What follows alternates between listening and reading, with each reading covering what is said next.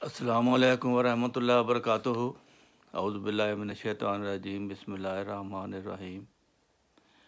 जैसा कि एक प्रोग्राम चल रहा था 1974 की असम्बली में जो कार्रवाई हुई है जमात अहमदिया के ख़िलाफ़, उसमें जब ये रेज़ोल्यूशन पेश हुआ उस वक़्त जमात ने एक नुक्ता उठाया। वो ये था, इस्लामी नुक्ता नगाह से एक नहायत ही अहम नुक्ता था। वो ये था कि इस फैसला करने से पहले इस नुक्ता पर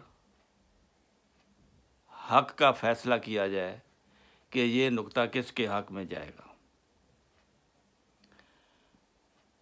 यानी कि हमारे आका हज़रत ख़ातमुल अंबिया मोहम्मद मुस्तफ़ा सल्लल्लाहु अलैहि वसल्लम ने ये पेशगोई की थी कि सतफ्तारिकु हाज़िहिल उम्मता अला सलासिन व सबईना फ़िरक़तन कुल्लुहा फ़िन्नार इल्ला वाहिदतन, कि मेरी उम्मत के 73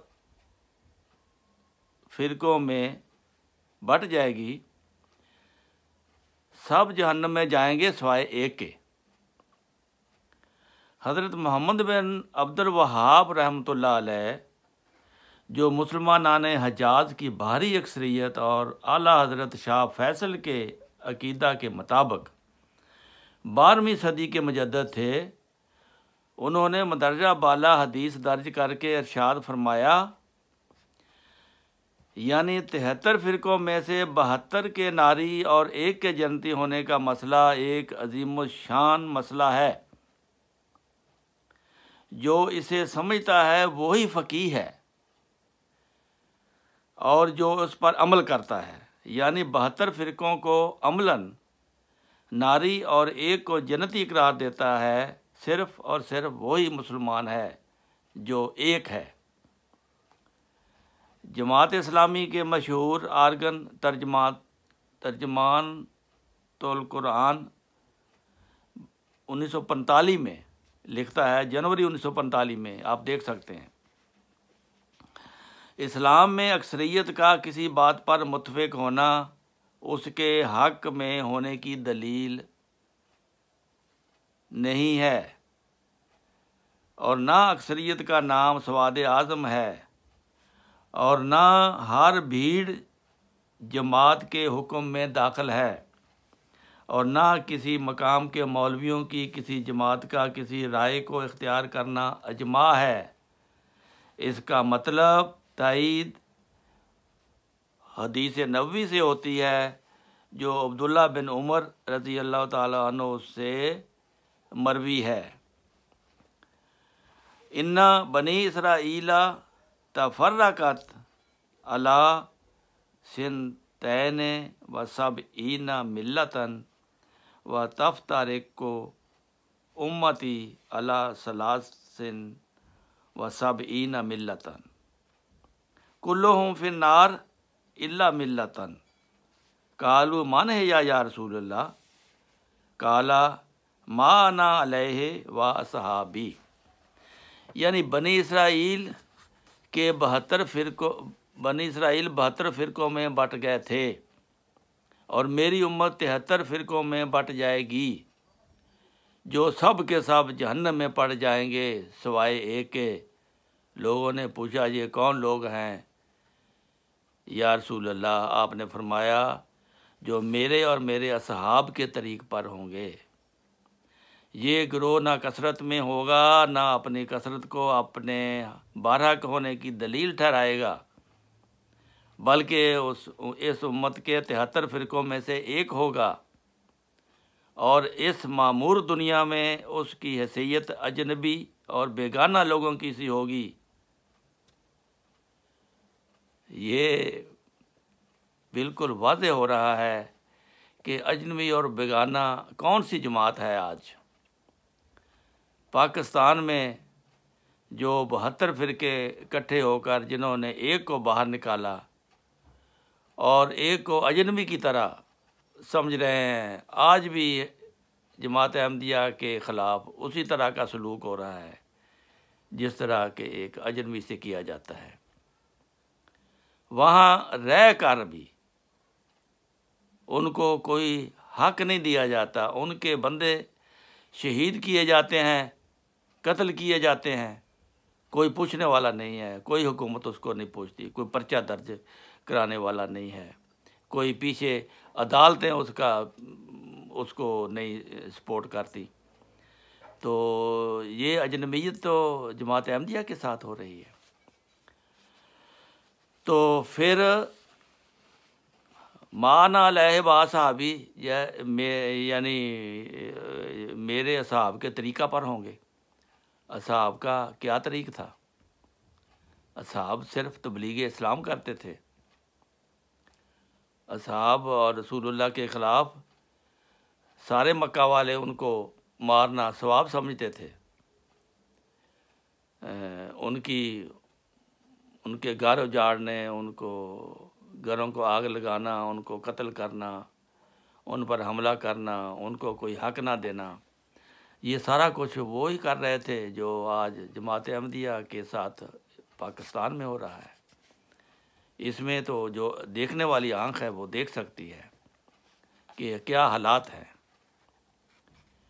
हमारे वहाँ पे हमें कोई वोट का हक नहीं है, हमें मजहबी आज़ादी नहीं है, हमें पाबंद किया जाता है कि तुमने अज़ान नहीं देनी, तुमने कुरान नहीं पढ़ना, तुमने अस्सलाम वालेकुम नहीं कहना, तुमने ऐसा कोई काम नहीं करना जिससे तुम्हारा इस्लाम ज़ाहिर हो। बाज़ तो नामों पर भी इतराज़ कर रहे हैं।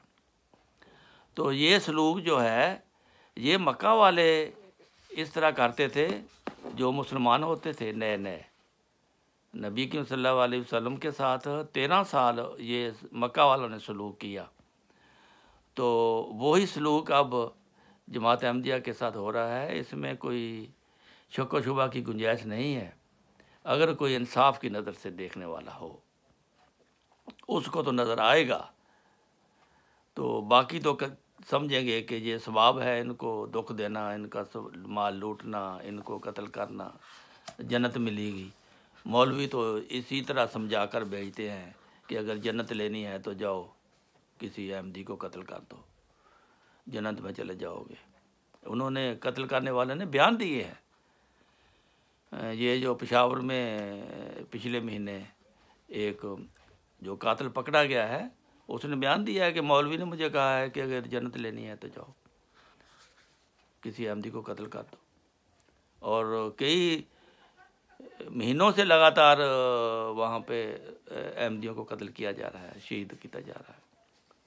बहरहाल ये तो अपना अपना है। मैं आगे पढ़ता हूँ। इसका फरमाया कि जो जमात महज अपनी कसरत तादाद की बिना पर अपने आप को वो जमात करार दे रही है जिस पर अल्लाह का हाथ है, उसके लिए तो इस हदीस में कोई उम्मीद की किरण नहीं है। जो अपने आप को कहती है कि हम ज़्यादा हैं इसलिए हम सच्चे हैं, तो हदीस में तो इस नहीं पाया जाता। हदीस में तो कहता है कि कोई कसरत जो है ये कोई सबूत नहीं है कि वो सच्चा है। तो क्योंकि इस हदीस में तो उस जमात की दो अलामतें नुमायां तौर पर बयान कर दी गई हैं। एक ये कि वो हज़रत रसूल करीम सल्लल्लाहु अलैहि वसल्लम और आपके सहाबा के तरीक़ पर होगी। दूसरे ये कि वो नहायत अक़लियत में होगी, वो छोटी जमात होगी।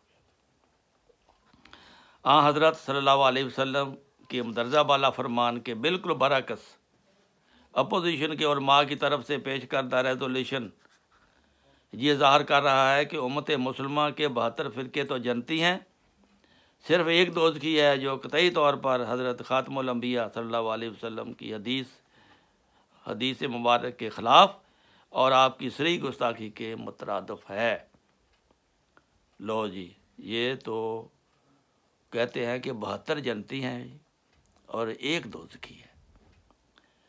रसूल करीम की हदीस कहती है कि 72 दोज़खी हैं, एक जनती है।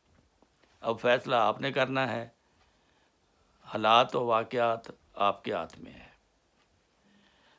लिहाजा मौजूदा शक्ल में इस रेजोल्यूशन पर गौर करना बल्कि पेश किया जाना इस्लामी ममलकत पाकिस्तान की मौजूद कौमी असम्बली को हरगिज़ ज़ेब नहीं देता। अलबत्ता अगर ये करारदाद इस रंग में पेश हो कि हदीस नबवी सल्लल्लाहु अलैहि वसल्लम की रोशनी में वहाद नाजी फ़िरका का तयन किया जाए जो इस मामूर दुनिया में अजनबी और अक़लियत में होगा, तो ऐसा करना ऐन मंशा नबी के मुताबिक होगा। हाँ, अगर इस तरह आप फैसला करते हो कि जो एक को हम निकालते हैं वो जनती है, वो फिर नबी सल्लल्लाहु अलैहि वसल्लम की हदीस के मुताबिक है। अगर तुम ये कहते हो कि एक को निकाल दिया बाकी 72 जनती हैं, तो ये तो नबी सल्लल्लाहु अलैहि वसल्लम की हदीस के सरासर बरखिलाफ़ है। पहले इसका फ़ैसला करें, फिर आगे चलते हैं। आज तक इतना ही। कल से इंशाअल्लाह फिर मुसलमान की तारीफ़ और जमात अहमदिया का मौक़िफ़ जो असम्बली में पेश हुआ है वो पेश किया जाएगा। अस्सलामु अलैकुम व रहमतुल्लाहि व बरकातहू।